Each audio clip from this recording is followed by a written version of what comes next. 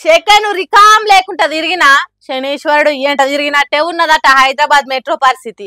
పెట్టుబడి ఎక్కువ, రాబడి తక్కువ అవుతున్నదట.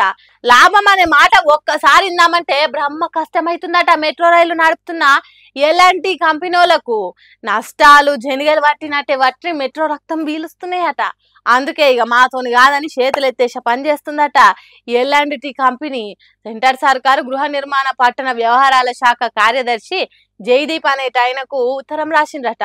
వరుసగా వచ్చే నష్టాలతోని మాకు నెత్తి సమరు కూడా కరువైతున్నది.